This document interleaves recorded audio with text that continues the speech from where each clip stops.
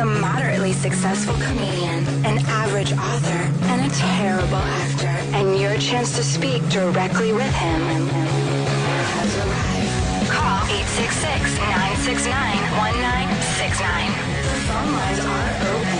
And the Jim Norton Show starts now. Yes. A very special edition of the Jim Norton Advice Show here. We're going to have your calls, save your lives. That's what we do. And, of course, E-Rock is here. And Bob Kelly is my guest. Have you been on the show? I know Voss has done it once. I was on it. You were on it once. Okay, I was on it one time, I think. Yeah, and we Bailey did it together, J. yeah. Bailey J does it. Yeah, people like when I have a friend come in, so I'm always happy to. Let's see here. Let's get right to it, young Robert. This guy here in Nebraska, dealing with addiction and about to move, would like advice. Hello? Yeah, Jim? Hey, everyone got that sometime, Red. How are you? Hey, not too bad, not too bad. Just had a question for you. Sure. Basically, I'm an Army veteran, just got out of the service 4 months ago, living in Omaha, Nebraska, coping with sobriety. What it comes down to it is I'm not really happy here, i.e., like, you know, when you quit drinking and when you stop all the shit, you do a lot of soul searching. Yeah. And basically what I wanted to ask you folks is, like, I'm looking for a town or a place that's, you know, there's good things about Omaha. Hold on, let me interrupt you real quick. I'm sorry to interrupt you. How long have you been sober? Let's see, it's coming up 90 days in a couple weeks. My suggestion would be this, and I can cut you off here. Here's why. Because you're brand new in the program, they suggest no major changes for a year. Yeah. And I think, and I've said this before, the old expression, wherever I went, there I was.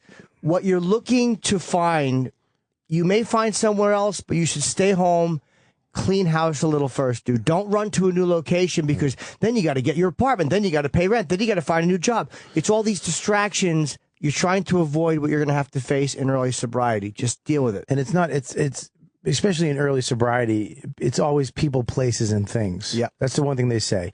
It's you. You're dealing with you. So you want to change the place you live because you think that will make it better, or change the people you're around because that will make it better. It's not that. You're getting sober. You're 90 days. It sucks. Just go to meetings every day and try to live one day at a time. I mean, that's what you have to do. Moving is one of the most stressful things. I just did it. I just moved. I sold my place. I rented a place and put an offer on a place. I'm all in 1 week. I almost murdered my wife, and killed myself. It's crazy. And it sets off all your addictions and everything goes nuts. So Jimmy's absolutely right. You just stay put and deal with your sobriety. You'll move eventually. Don't worry. Okay, bro? Hey, thanks a lot, Jimmy. Good luck, buddy. Now, Joe in New Jersey, my friend Jim had some success doing an advice show and thinks he can give advice to everybody. Is this directed at me, Joe? Hello? Yes, Joe. Yeah, so a friend of mine, he started out as doing a comedy show, and he was funny. You know, he would take people's problems and make you laugh at them.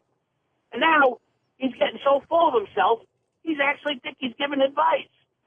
And I want to tell him to go back to comedy, but I don't know how to do it. Is this Colin? I would suggest telling you know how you tell him? You send the message silently. What you do is you get in your car and you aim for a wall and you hit the gas and go as fast as you can, and he'll understand what you mean as you go through the windshield. Don't be upset. I'm not dummy. Get funny again. You don't have, well, Joe, the advice I would give you is this. Stop smoking? Yeah, first of all, exactly. No, continue to smoke. Second of all, don't listen for this hour. It's 1 hour a week. I know, but I think Jim is hysterical.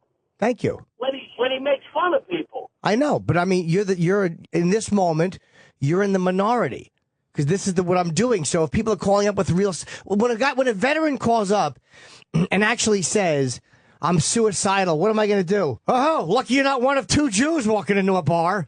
You're an idiot. And I don't think I'm qualified to give advice to everybody, Joe. How many times do I say, hey, look, I'm not married, I don't have kids. All I'm giving is opinions. I'm the most honest advice guy you're ever going to hear because I tell you when I don't know shit. You see, you sounded too full of yourself now, too. Not full of myself at all, Joe. The problem is your hearing and your perception. You're a funny guy. Stay funny. Thank you. Hit a poll. That was fun. All right. Fucking. That was a cunt. Let's see. Gaudy's son. No, Jim, You're a funny guy. Stay funny, yeah, Jimmy. Yeah, just don't listen. I would never call a radio show and complain. Hey, I don't like it. Just fucking do something else with your time. Yeah, but Go eat your wife's asshole for an hour. Let's see, Jim. For an hour? Jim in Pittsburgh. Yeah, till fucking 11. Jim in Pittsburgh. Punished for being yourself on a radio show. How do you remain funny and keep your sponsors? Hi, Jim. It's actually Jay in Pittsburgh. My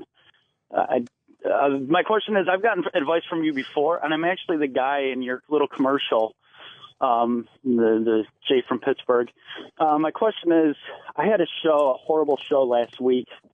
I had 2 guests bail on me. Okay. And one was from a reality show, and I literally talked to her right before the show, and she stiffed me. So I had 2 hours of time I wasn't expecting to fill without guests. Right. And I went off on the air on my live podcast, whatever, internet show. And I didn't realize a prospective sponsor was listening. And I lost that because of the rant that I went on. Right. And I was just being me. And my friends and my colleagues loved it just because I just was being myself.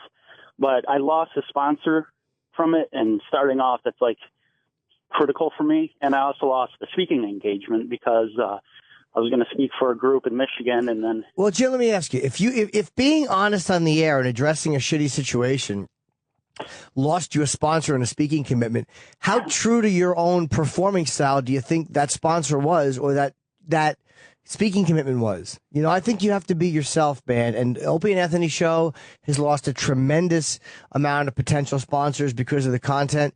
I, as a comedian, have lost a lot of money in my career because I work dirty. Yeah. How much more money can we make working clean?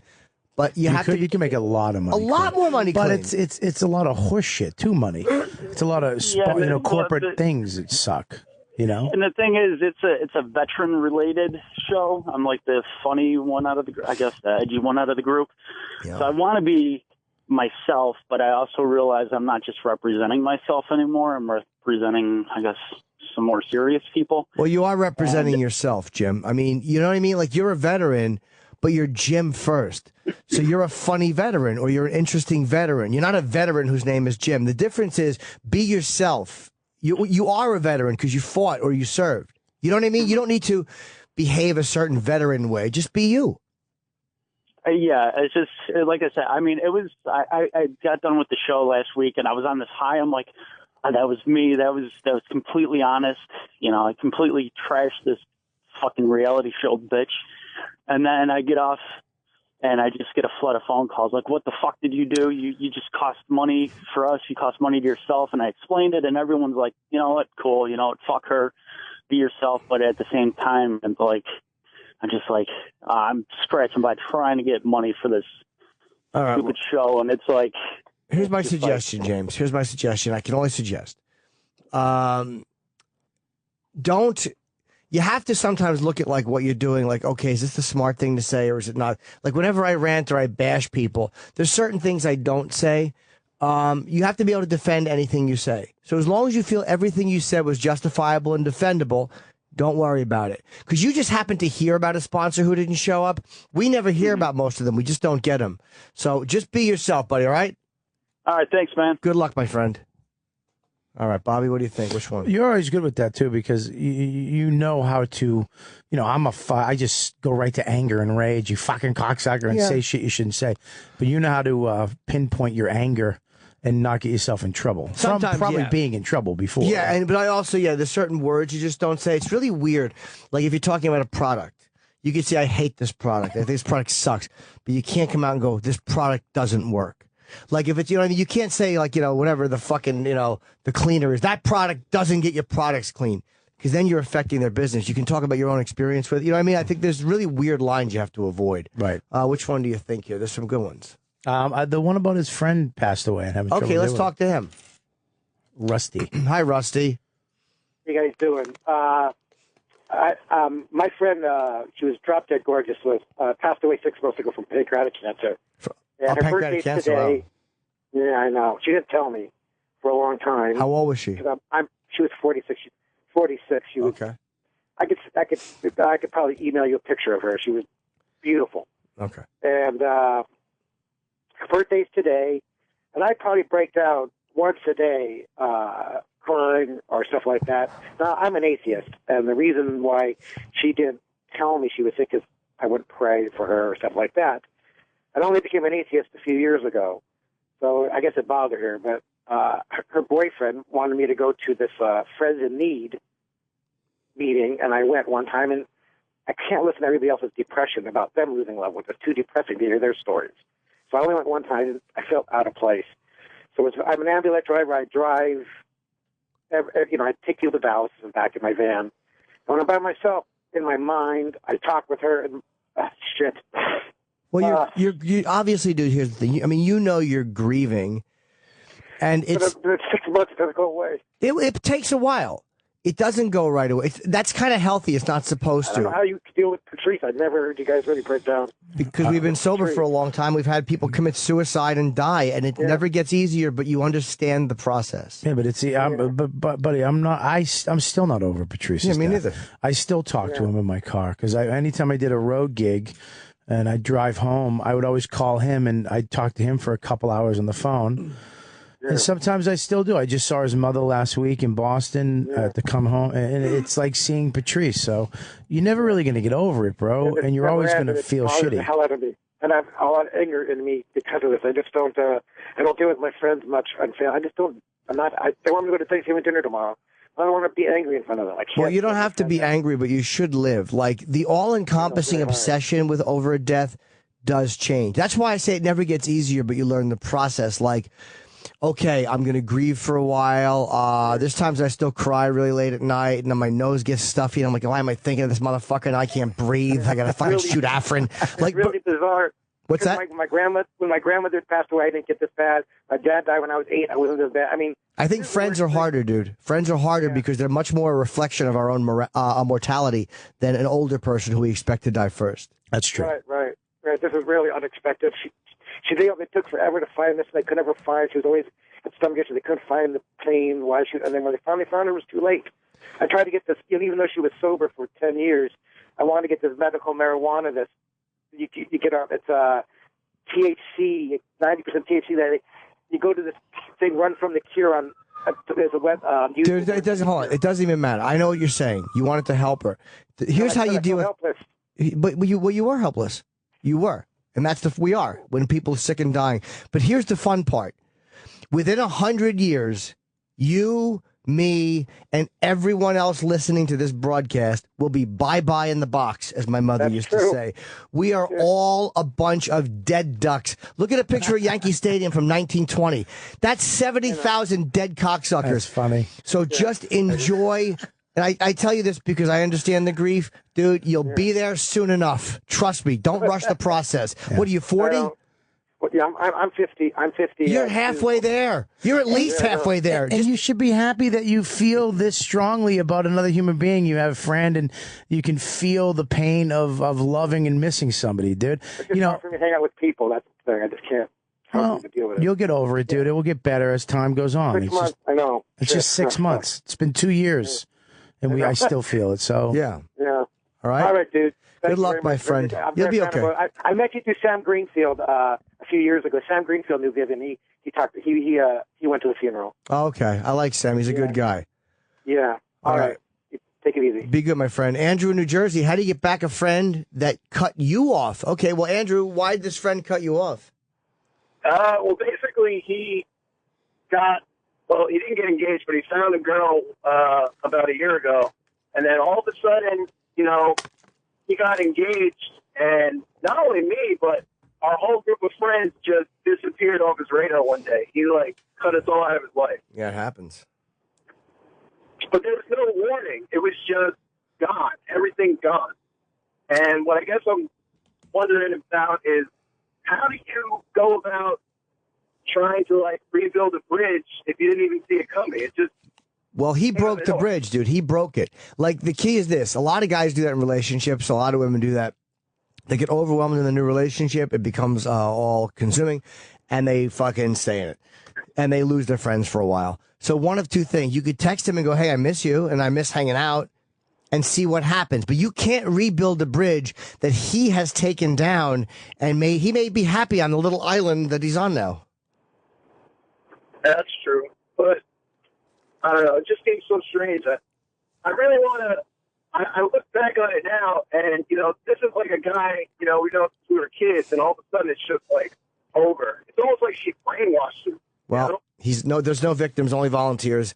He's an adult. He didn't have to do that. He chose to do it. So again, you can be honest. You can say, "I miss you. Hey, where you been? Let's hang out." Maybe he'll be happy to hear from you and go for dinner. Maybe not. All right. Well, thanks a lot. Bobby, you're married. I mean, how do you balance that shit? Well, I mean, look. Your wife's cool. It's a little different, but she's cool. She gets all my friends. But I mean, when I had the kid, and I moved and all this crazy shit I did, look, I've lost friends, dude. I stopped talking to people over the last, couple of years and even the last couple of months. I mean, you get busy. Well, things happen. You get stressed. You say shit. You get into fights, or you get busy. You can only deal with so much when you're adding new. My whole life has changed in the last 6 months. I mean, crazy. I don't take naps. I don't sleep. I wake up at 7 and I'm up for the day, and I live in the suburbs. That's overwhelming, stressful shit. And until you plane off again, until this is your life, there's certain things that happen where you're like, I can't deal with that. I can't. I just got to cut it off, because if I try to do too much, I'm gonna fucking shoot myself. Right.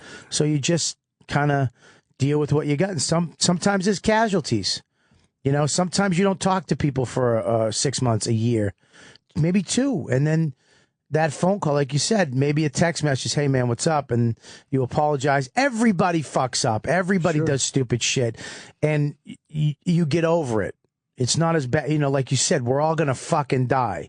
So you kind of do what you do for a while, and then hopefully later on you can patch shit up and go for lunch or be friends again. It's not going to be the same, but it'll be what it is now, All right. Let's see. Bobby wants to talk to you. Girl, I got pregnant a number of years ago, and I'm wondering if I should tell my wife or not. Ooh, Bob in studio. No, I'm kidding. Hi, Kevin. Kevin in Atlanta. Jesus Christ. How's it going, Yumi? Hey. So I'm 47. I've been married 17 years, and I got a 7-year-old kid. But back when I was 18 or 19 years old, there was a regional touring band in the city I lived in that had this hot female keyboard player, and I banged her a couple times. Partridge Family? No. Oh, okay. But I banged her and moved out of that city and moved down to Atlanta. And back in February, I noticed that this band was having a reunion, so I found this chick on Facebook and I tried to friend her. And so she direct messaged me back. She said, "Is this a Kevin from Cincinnati?" I'm like, "Yeah." And she goes, "Well, I don't know how to tell you this, but that night we were together, I got pregnant, and his name is Dublin, and that kid would probably be late 20s now." Wow. So I was in shock. What did you say? That's a dumb name? Yeah. No. So I direct messaged her back, and I said, "I don't really know what to do. If you guys want to talk to me, you can, or if you want me to disappear, I can do that too." And she texted back and said, "Yeah, it probably would be good if you just disappeared." And I haven't heard from her since February. One of two now, things. The question is, do I tell my wife? Do I tell my wife about this, or just keep my mouth shut? Why not? You didn't do anything wrong. I'll tell you. Yes, you do. You tell your wife.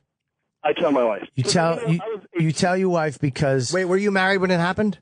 No, Oh, okay. no. This was like I was 18. Okay. I was still in high school. I hadn't met my wife for 10 years. So no. Because you don't want to be at a fucking Red Robin and have this broad and your kid come up. Exactly. Right before Voss goes on stage. Okay, the hamburgers are good, okay? But you don't want to be somewhere in public at a mall or anywhere and have this girl come up and go, "Hey," and then this is your, and you don't know her frame of mind's going to be when she sees you with the kid. She might go, "This is your son," and then your wife, "What the fuck? What's going on?" And it's not you did what you did. She made her decision. You gave her the option. You said, "I will be there. I won't. It's up to you." She said, "No, disappear." And you're respecting her wishes, And she might be lying, dude. She might be lying. She may have a son because you've had no DNA test. So she may have a son and not sure whose it is, or she may be mad that you just fucked her and took off. That may be like a little fuck you, get away from me, one night stand payback. That's it. Yeah, and exactly. And who wants to fucking hang out with a kid named Dublin? Yeah, he's 22. Got his own dumb identity. You're gonna have to go. This is my son, Dublin. They're gonna go who? It's Dublin. Like, oh fuck. Just call him D. Yeah. No, All right, well, I appreciate the advice. I will take it, and just got to figure out a way to drop this one without her freaking out. She's not going to freak out. She's going to be cool. It's not. You just tell her it was before you. I found out I had a kid. I didn't know. She doesn't want me to, and here you go. That's what it is. And if she can't deal with the reality, she's going to be like, now our kid has a half brother out there somewhere. And I know her, so it's going to bother her a little bit, even though I'm not at fault. Oh. So, well, still. No, but I'll take your advice. I think you're probably right. What's your kid's name? Paul. Good. Yay. Oh, Jesus. It's a wonderful name. See ya. All right, let's see. How about Shannon Portland? How do I get over someone, in parentheses, romantically? Hi. How are you? I'm okay. I've been talking to this guy for like a year now, and we've met up a few times, and we've even had sex. And he pretty much just wants to be friends. Okay. I think, but he doesn't really like tell me that. He kind of implies that he wants to be fuck buddies too, but we live really far away from each other, so it's kind of hard to do that. Right. And I'm really into him actually, and I don't think he's that into me. How often do you talk to him? A lot, actually, like almost every day. Okay. And where does he live? He lives in this other place in Oregon that I'm not going to say. Oh, okay, fair. Well, if he's only fucked you a while ago, and what's the use of you staying in touch with him if you know that that's all it is? Like that nothing else is going to come of this? Because we hang out, and sometimes we hang out and we just talk, and like in person, I mean. What do you want from him? I just want like a casual relationship. And he pretty much flat out told me that he doesn't ever want to date me long term. Well, that's kind of insulting, right? Yeah. So you're hurt. You're hurt by it. So why don't you move on? Not fuck him, but you want more. You don't want to just be a fuck buddy or a low dump. You like this guy a little bit, and you're kind of sad that it won't develop into something else. Yeah. And it's probably... I don't know how to move on, though, because I've tried. I've tried dating other people. And fuck a comedian in New York. I'm telling you, fuck a comedian in New York. I'll make you so... I'll make you want to run back to him. I'll give you such an awful bang, you'll be right back with him. Yeah. You might have, and I'm not saying that you are, but you might have fat girl syndrome, and guys can get that too. Sure. It's when, somebody fucks with your self-esteem in the relationship and say he said that to you. You just kind of want to get back on an even playing field with him. You're trying to get to where, your ego or your self-esteem is better again. And then you'll say, go fuck yourself. So it's better to take the hit, walk away, delete his number from your phone, and then all of a sudden watch what happens. He'll start missing you, and you'll have the upper hand, and you'll be able to make a better, clearer decision psychologically on if you really do want to be with this fucking jackass. Because who doesn't want a chick, I don't care how heavy you are, just that wants to fuck around casually? You a big girl? Not really. Okay, well, Spa's just been insulting you. No, I mean, I don't mean you're a fat guy. I said that you're not fat. No. Yeah, we picked up Bob Porter. I did stop talking to him for a while. Like, there was a time where we didn't talk to each other for a while, and I dated other people, but I still liked him. Yeah, that's hard, Chris. I mean, I'm sorry, Shan, right? It's hard. Yeah.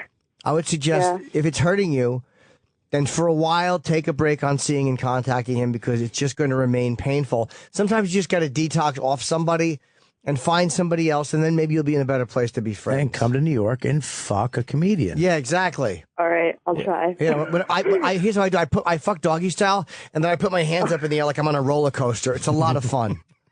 And I yell, yay. Good luck, sweetheart. Thanks. All right, bye-bye. You have a nice laugh. Let's see here. Dave in Missouri. Hold on. Horrible fucking Missouri. My relationship is falling apart, and I'm not sure why. I think I answered your question. Hi, Dave. Hi, Jim. What's up, buddy? I've been married now for a year. Okay. The last 6 months, I've been on the road off and on. I come home on the weekends. You trucker? Yes, I'm a trucker. She's turned very cold here of late, about the last 5 months.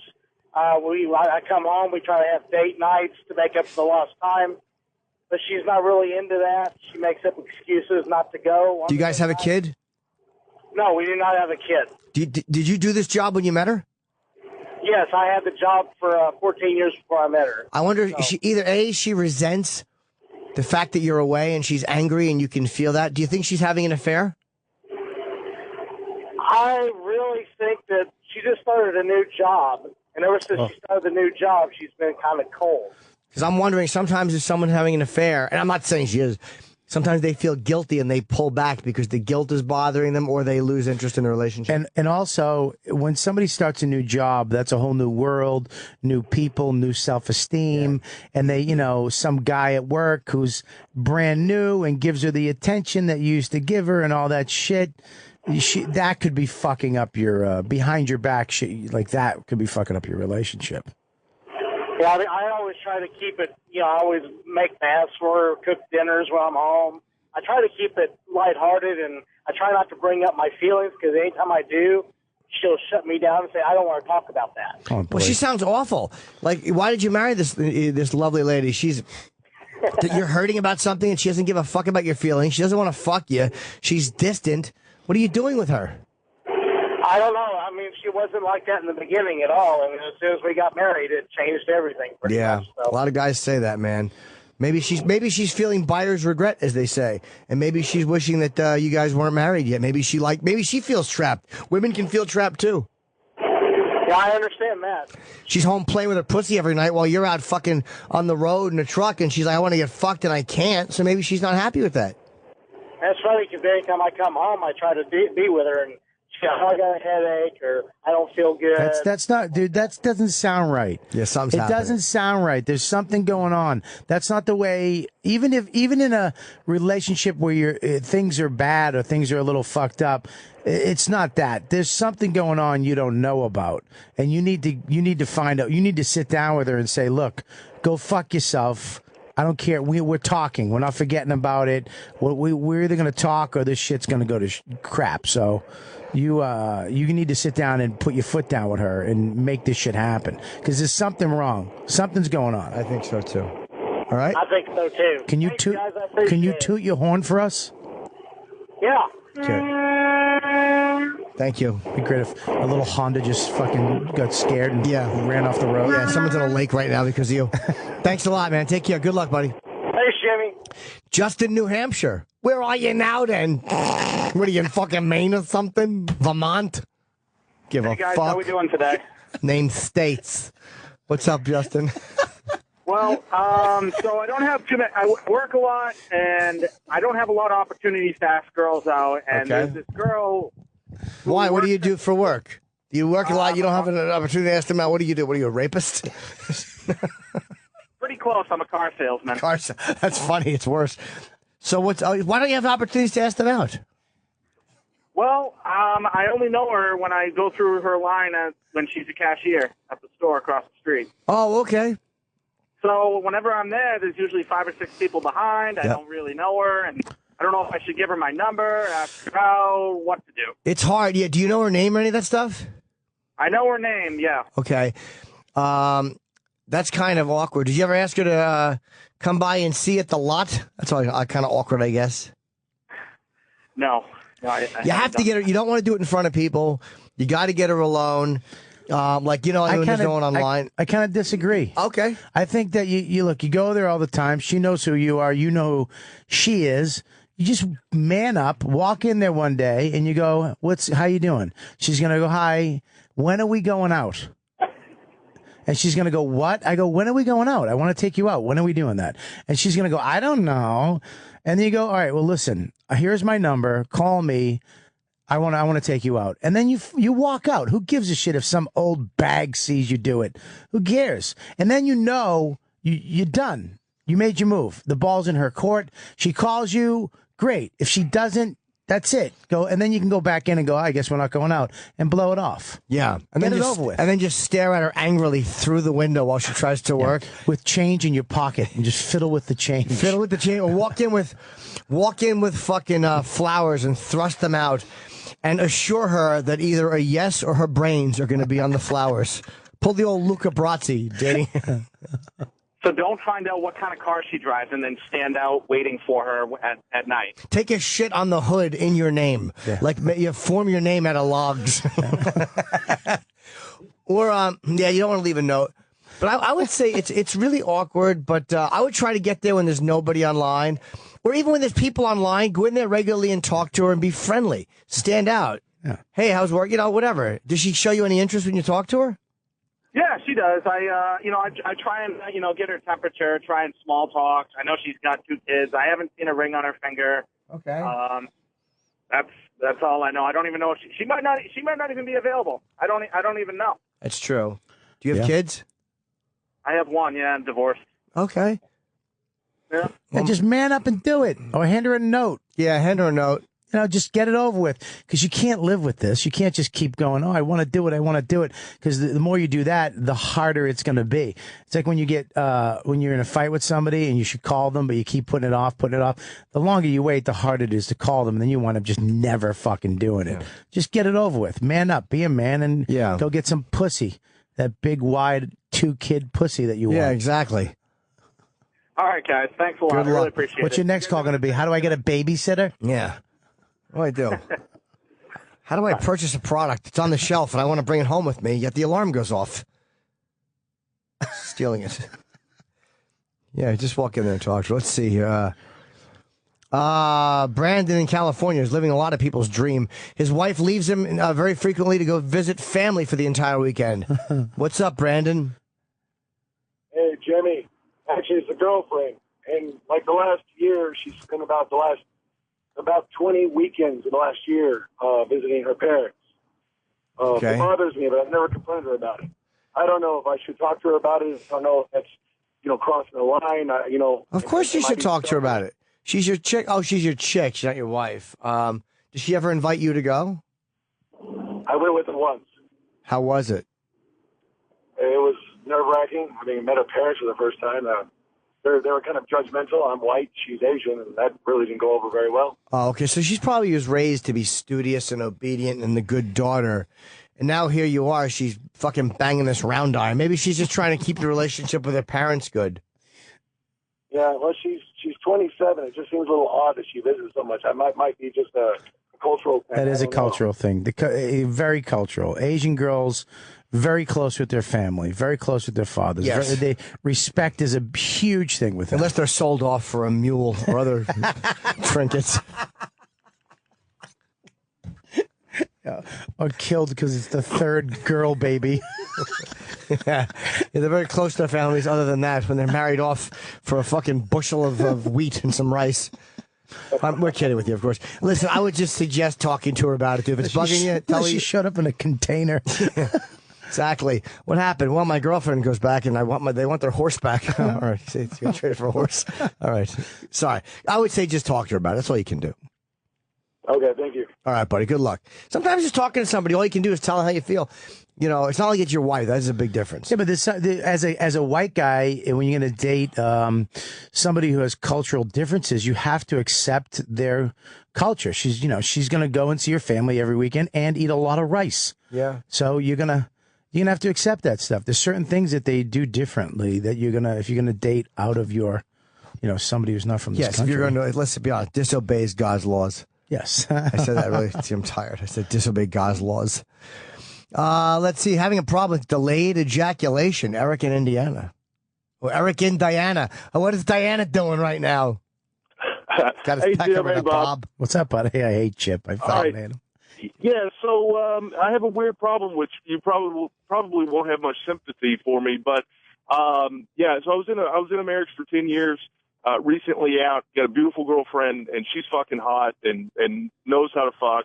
And initially it was exciting because dude, I couldn't get off, and so we were just fucking for 3 or 4 hours, fuck 4 or 5 times a night. Wow. It was great. It's one of those relationships.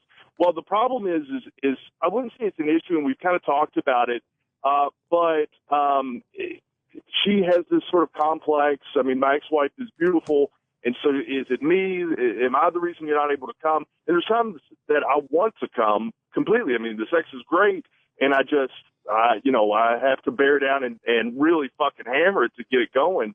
I don't know. And then the more I think about it, the harder it becomes. Do you jerk off? Yeah, I mean, not as often as I should.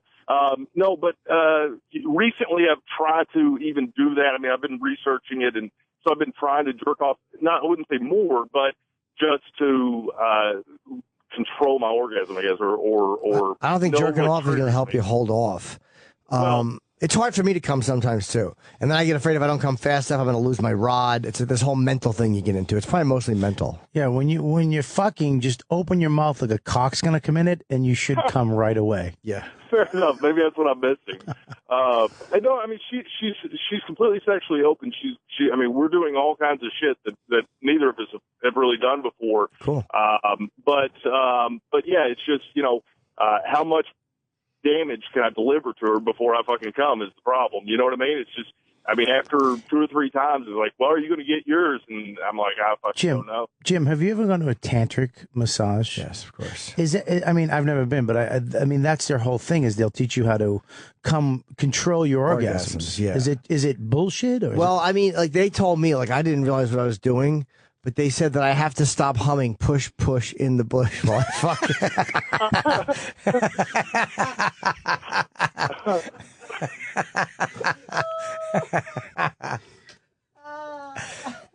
I think you should stop. Are you taking any dick pills like Viagra or Cialis? No, not at all. Because they make it hard to come. I'm sorry. What's that? Dude, your phone is your phone is breaking up. We're not hanging up on you. Sorry about that. Take care. Sorry, buddy. Your phone was shit in the bed. I would say stop jerking off. But I have a problem coming too. It's usually in your head. I find that a lot of times I've held back so many times jerking off that it's really hard for me just to go over the edge the first time. Anthony is having a problem with alcoholism. That's not a call. That's just a statement. Yeah, okay. I was going to say, yes, Anthony from his rented truck. Let's see. How about Art in Wisconsin having a problem with alcoholism? Hi, Art. Jimmy. Welcome. Hey, I went through a lot of stuff the last couple of years, and drinking heavy. I finally woke up to my realization after a girlfriend left that I just stopped cold turkey. I know I need to go to a 12-step or something, but how do you do that when you're in a small town? And doesn't matter. You're in a small town. It's who cares if they see you there? Think about it this way. Through your drunken escapades, they see you drinking and moseying around town drunk, banging into mailboxes, and you're worried they're going to see you in a place getting sober, having coffee. That's just an excuse. I would suggest going to a 12-step meeting, and don't worry about them seeing you, because your liver health and you living a long life and being productive is a lot more important than one nosy fucking cunt neighbor. Don't worry about who's going to see you. Fuck them. Okay. So go to the meeting. Seeing a therapist also, I mean, that seems to help. But it's nice help, but it's not enough. Yeah, you got to go to meetings. But a therapist is good because it's a neutral place where you can be 100% honest, and it's not going to affect your life. Okay. You can say whatever the fuck you want and get it all out, and you're not going to ruin a friendship, a marriage, or a relationship because, you just fucking won't shut the fuck up. You know what I mean? You can tell them anything. So that's good, but you got to go to meetings. I'm blew those relationships already, so. All right, well, you know what you got to do, brother. Good luck, okay? Have a nice Thanksgiving. Thanks, Jimmy. Be safe. Lisa, let's go to this one. Dave in Ohio. Stealing Vicodin. Whoever spelled Vicodin in there, you're a clod. Vicodin. Vicodin. What the fuck is that? Is that when fucking... it was almost improv horribly. From my mother-in-law's cabinet. Should I be concerned? Yes, if you're stealing Vicodin from your mother-in-law's cabinet, you should be concerned, Dave in Ohio. Yeah, I've been doing it over the course of my life where I've never been an addict before. I don't have that type of personality, but I know it makes me feel good. And if I'm at like a friend's house or a family member's house, I'll actually go through their medicine cabinet to see if they have any. And I kind of justify it to myself by saying, well, they're not using it. I look at the date on the bottle. It's 3 years ago. I'm like, they never could use it. I'll take a couple. Did you do the same thing with aspirin? No. Did you do the same thing with cough medicine and cough drops? No. No, it's a drug thing. You were looking for drugs, obviously, so you know what you got to do. You know you should be concerned. That's why you're calling. Yeah. And I'm not being a dick to you. I'm saying, like, sometimes we already know the answer and we just need to hear it. You're concerned. You should be concerned. Normal people do not steal pills out of medicine cabinets. Normal people don't look at other people's. You go in, you take a piss, and you get out. I've never looked in Bob Kelly's medicine cabinet because I'm not using drugs. I've never looked at E-Rock's expiration dates on his fucking medicine. You know, Kurt Metzger, he was at my house like a year ago. And around 4 months ago, he called me up. He goes, "Hey, are you using those Vicodin that are in your medicine cabinet?" Like, he looked in my medicine cabinet and saw a Vicodin that Dawn had for something that we never use. And I wound up throwing it out. I'm like, that's just sitting there. Dump in the toilet, yeah. So, yes, you should be concerned, my friend. I think that's a very bad sign, okay? Yeah, what if it was aspirin? Hypothetically, I mean, what is the big difference there? If I'm not addicted to a substance, isn't it kind of the same thing? Well, I think you know the difference in that we don't tend to steal things that aren't addictive. Like, most people don't break into houses because they want to buy waffles. They break into houses because they want to buy drugs. Most people don't steal to buy a Diet Coke. They steal to buy drugs or beer. You know, you're stealing pills. If it's not a big deal, ask her for one. Yeah. Or don't take them. First of all, you're stealing, which is shitty enough. Like, here's why it's bad. Because it's convinced you that the real issue is how dangerous is this, instead of, hey, I'm fucking stealing. You should be alarmed that you're stealing from people. Yeah. And I'm not scolding you, bro. I'm simply saying these things that we allow ourselves to do in addiction, these things that we become comfortable. Like, when I cheat, I've cheated on a lot of women. There's a couple I haven't, but there's a lot that I have. I convinced myself it was okay to lie to their fucking faces, and it's not. So you're stealing and lying from people who expect honesty from you. So that's why you should be concerned, because you only do that to cover up an addiction. Yeah. Yep. All right? All right, man. Appreciate it. Good luck, man. Hit a meeting or something. There's no reason you have to go through the holidays like that. It's fucking sickening, okay? Good luck, my friend. Because you don't want your fucking family to hate you. I mean, who needs that shit? I mean, hate, like if you're going to hate anybody, you're obviously going to hate Steven Singer. This is not even a live read. I'm just going to improv. Because many colors this holiday season. The reasons you're going to hate Steven Singer come in many colors this holiday season. Many colors of diamonds. That's right. Steven Singer has brand new collection of colored diamonds starting at just $249. Despite my verbal bungling, Steven Singer's diamonds are honestly amazing. You can choose from sky blue, green diamonds, yellow diamonds, black diamonds, and more. No matter which color or size you pick, you're going to come out the hero. Let's be honest. You're probably a bag of shit most of the year. You're not a good boyfriend. You're not a good husband. You're a lump. You fuck too long like that one guy. You're hurting her vagina. You're like the other guy. You have a kid that she has no idea about. Make up for it. Buy her a nice fucking colored diamond. You have to get the woman in your life a gift. You know that. The time is getting closer, and then you got shitty Valentine's Day after. You have to keep this pig happy, and you want it to be a great gift. The more you procrastinate in buying her a holiday present, the guiltier you're going to feel, the fucking more panic-stricken you're going to feel, the more you're going to hate her dumb fucking face as the holidays approach because you're stressed. The guiltier you feel, the bigger the present you're going to buy, by the way. So you're going to wind up spending a shitload more money because you're feeling guilty and lousy. Here's some advice. Check out Steven's new selection of colored diamonds. They really are different. They're gifts like the sky blue diamond circle necklace or the sunshine yellow diamond circle necklace. And again, $249. That's not that much for a gift, considering you've been dropping loads on all of her friends. Go see the entire collection of colored diamonds online. You know where to go. IHateStevenSinger.com. Always fast and free shipping. Take my advice and get the woman in your life a great gift. Steven Singer Jewelers. He's the other corner of 8th and Walnut. It's across the street from where truly fun things happen. And then 1-888-I-HATE-STEVEN-SINGER if you're one of those fucking hate computer idiots. And or online, IHateStevenSinger.com. He's a great friend to the show. And you can even buy a gift for the man running your phones as he gives you the wrap it up signal like you don't know when he did 2 minutes, 2 minutes later. And you want to choke him with a fucking black diamond necklace. We have to do plugs first. Thank you, Bob Kelly. Thank you, Steven Singer, for always supporting us. Bob Kelly will go to robertkellylive.com. Yeah.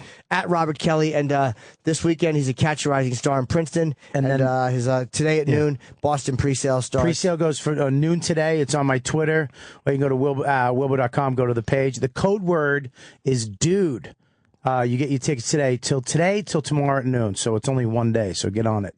And really quickly, American Degenerates on Netflix doing very well. Yes. I forgot. April 18th is the date. I'm a fucking idiot. It's Okay. April 18th is the date. So it's but pre-sales today. Sorry. That's right. You can also, I'll be in LA at the Improv one night only, the 12th of December. Vegas, December 27, 29 at the Hard Rock. The San Diego, California American Comedy Company for New Year's Eve, bringing in the new year in a sunny environment. And, of course, AC at the Borgata. I always sell that room out, so if you want to come, I'm doing the Music Box February 14th and 15th. Speaking of Valentine's Day gift, buy her a Steven Singer necklace and then come and she can hear my fucking giant clit jokes and you still won't get laid. Even the necklace won't help you fuck her after my act is finished. Thank you guys very much. E-Rock, great job as always with your horrible tangerine jacket. Happy Thanksgiving. Thanks, Bobo. Thanks, buddy. Jim Norton is now done dealing with your bullshit. He'll be back next Wednesday at 10 a.m. Eastern, 7 Pacific. But you can listen to episodes of The Jim Norton Show whenever you want. Go to SiriusXM.com/on-demand for details. All right, well, that sucked. To hear The Opie and Anthony Show 5 days a week live on satellite radio, online on your phone or tablet, or even on demand, go to SiriusXM.com. Also, interact with The Opie and Anthony Show on Twitter, @Opie Radio, @Anthony Cumia, and @Jim Norton.